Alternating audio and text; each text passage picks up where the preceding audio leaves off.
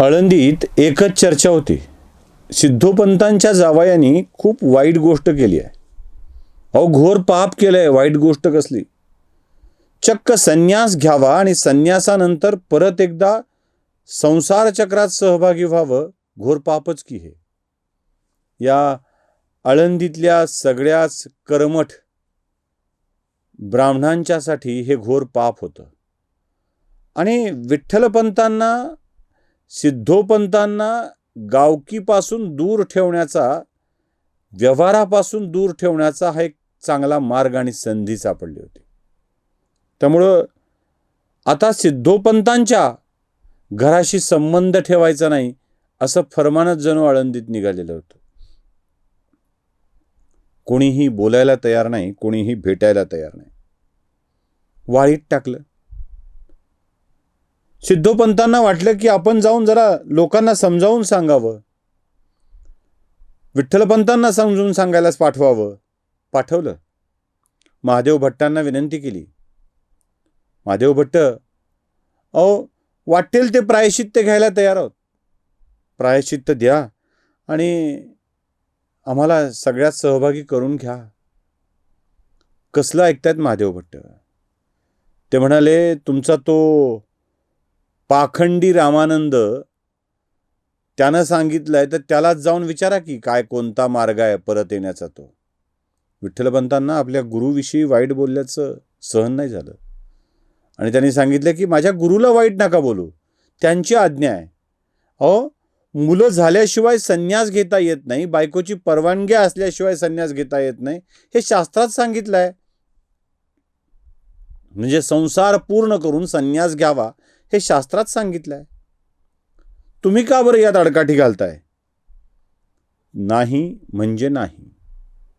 आता सिद्धोपंतांच्या परिवाराने गावात सहभागी व्हायचं नाही किंवा त्यांच्या कामात गाव सहभागी होणार नाही. झालं. आदेश निघाले. सिद्धोपंतांच्या घरी येणारे ब्राह्मण कारकून त्यांनी काम बंद केलं. सिद्धोपंतांना गावात बोलावणं बंद झालं. त्यांच्याकडे येणारी लोक बंद झाली. इंद्रायणीच्या काठावर, इंद्रायणीच्या डोहात त्यांना जाता येत नव्हतं. स्नान करायला परवानगी नव्हती. एक दिवस तर असा आला की सिद्धोपंतांच्या वडिलांचं श्राद्ध होतं. त्या श्राद्धाला यायला सुद्धा ब्राह्मणांनी नकार दिला. काय करायचं? सिद्धोपंतांच्या परिवारावर तर वाईट वेळ आली होतीच, पण विठ्ठलपंतांवरही ती वाईट वेळ आली. शेवटी झोळी घेऊन भिक्षा मागून जगण्याची वेळ आली. गावात जावं, ब्राह्मणेतरांच्या घरात कोरडा शिधा मागावा आणि तो आणून घरी स्वयंपाक करून खावा, ही वेळ विठ्ठलपंतांच्या वरती आली. असं म्हणतात की या छळानंतर म्हणजे काही ठिकाणी असं म्हटलं जातं की विठ्ठलपंतांचं घर बदललं आणि ते आपेगावला राहायला आले. कुठेही येऊत. आता उपेक्षिताचा, ज्याच्यावरती बहिष्कार घातला गेला होता, अशा जोडीचा संसार सुरू झाला. काय दैव आहे बघा. या बहिष्काराच्या काळामध्येच दिव्य लोकांचं अवतरण या पृथ्वीवरती होणार होतं. अगदीच दिव्य. चंद्रमोळी झोपडीत गावाच्या बाहेर सुरू असलेल्या संसारात विठ्ठलपंत आणि रुक्मिणी खुश होते. रुक्मिणी देवीनं तर फक्त आपला नवरा आपल्या सोबत आहे याचा आनंद होता.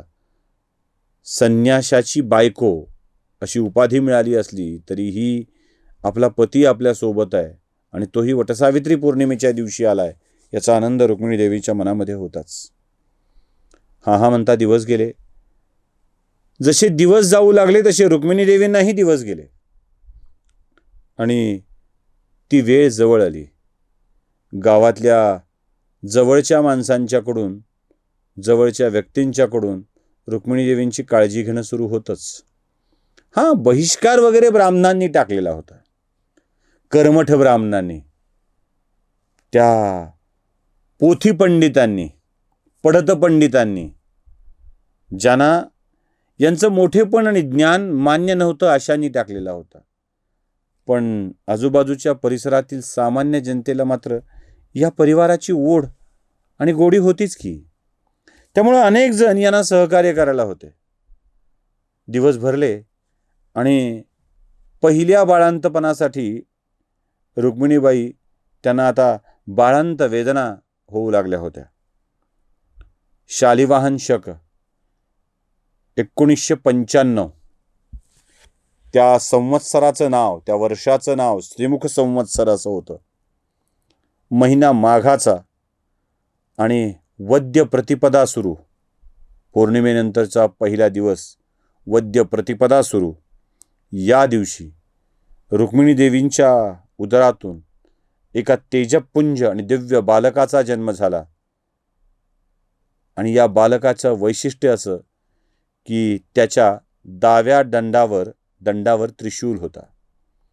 सुईन पळत पळत सांगायला आली, विठ्ठलपंत मुलगा झाला, पहिला मुलगा झाला. आणि काय सांगू, त्याच्या डाव्या दंडावरती त्रिशूळ आहे. रुद्रानंच जणू पुन्हा एकदा अवतीर्ण व्हायचं ठरवलं होतं आणि तेही विठ्ठलपंतांच्या घरी. विठ्ठलपंतांना कोण आनंद झाला. आपला मुलगा जन्माला आला म्हणून विठ्ठलपंतांनी आपल्या घराच्या बाहेर एक खड्डा करून तिथं पटकन प्राजक्ताचं झाड लावलं. हा प्राजक्ताचं वेल आता बहरेल आणि याच्या ज्ञानप्राजक्त फुलांचा सडा आपल्या घरात पडेल, विठ्ठलपंत म्हणाले. आणि ते कोवळ्या बालकाला नाव द्यायला तयार झाले. ते म्हणाले की याचं नाव निवृत्तीच असलं पाहिजे. आणि पहिल्यांदा निवृत्ती जन्माला आला. निवृत्तीच्या जन्मानंतर विठ्ठलपंत आणि रुक्मिणी यांचं आयुष्यच बदललेलं होतं आणि बालकही मोठं तेजपुंज दिव्य होतं. काहीतरी वेगळं होतं. त्याचं वेगळेपण काय हे सांगता येत नव्हतं, पण त्याच्यातल्या दिव्यत्वाची जाणीव मात्र विठ्ठलपंतांना होऊ लागली होती. आपलं हे बाळ, आपलं हे लेकरू या सगळ्यांना घेऊन सांभाळणार आहे आणि काहीतरी भव्य घडवणार आहे याची जाणीव मात्र विठ्ठलपंतांना होत होती. आणि जणू निवृत्तीच्या रूपातून त्यांच्याच निवृत्तीची तयारी त्यांनी सुरू केलेली होती. म्हणूनच कदाचित निवृत्ती नाव ठेवलं आणि प्राजक्ताचं झाड आपल्या दारासमोर लावलं. हळूहळू दिवस जाऊ लागले. एखाद वर्ष गेलं आणि 1 वर्षानंतर पुन्हा याच शालिवाहन शकातल्या 1197चा तो काळ असावा. बरेच जण बदलून सांगतात, कोणी 96 कोणी 97 असं सांगतं, पण 97चा तो काळ असावा. आणि यावेळी युवा नाम संवत्सर सुरू होतं. युवा नाम संवत्सर, श्रावणातली वद्य अष्टमी. आणि या श्रावणातल्या वद्य अष्टमीला पुन्हा एकदा रुक्मिणीबाईंना वेदना सुरू झाल्या, बाळांत कळा सुरू झाल्या. आणि या बाळांत काळामध्ये आता आणखी कोणीतरी, कारण त्यावेळी रुक्मिणी देवी तर प्रचंड तेजपुंज दिसायच्या, असंच एखादं बाळ जन्माला येईल जे पुन्हा काही दिव्य करणारं असेल याची खात्री विठ्ठलपंतांना होतीच. आणि या श्रावणवद्य अष्टमीला बाळाचा जन्म झाला. निवृत्तीनंतर जे मिळायला हवं ते ज्ञान, आणि म्हणून त्याचं नाव ज्ञानदेव, ज्ञानेश्वर ठेवण्यात आलं. आणि हा ज्ञानदेव जन्माला आला तेव्हा विठ्ठलपंतांनी आपल्या दारात पारिजातकाच्या बाजूला मोगऱ्याचं झाड लावलं. मोगरा का? त्या मोगऱ्याचा सुगंध आसमंत भरून टाकील आणि या सुगंधाने सगळं जग या ज्ञानदेवांच्या नादी लागेल याची खात्री विठ्ठलपंतांना होते. एक कविता खूप छान आहे, कथेचा भाग नाही आहे, पण ज्ञानदेवांचा जन्म झालाय म्हणून ती कविता ऐकवतोच. अगा संन्याशाच्या पोरा तुझा फाट संसार, छतन भाचे घराला आणि क्षितिजाचे दार. दारी वेल मोगऱ्याचा त्याला तारकांची फुले, पाना पानानी वेणूचा नाद नाहत झुले. गोड ओव्यानी भरले तुझ्या घरी मधुघट. आला तहानेला दारी म्हणे अमृता उखट. तुला दान देव वेना हरी झालासे भिकारी. हरी विटेवरी उभा मागे रुसलेली नारी. तुझ्या हाती ज्ञानदीप मी तो तळीचा अंधार. पायी नमवितो माथा पुरेई तू काधार. मोगरा फुलला मोगरा फुलला फुले वेचिता बहरू कळी असी आला. ही स्थिती ज्ञानदेवांच्या जन्माच्या वेळेला होती. तोच मोगरा या सगळ्या जगाला गंधित करणारा होता.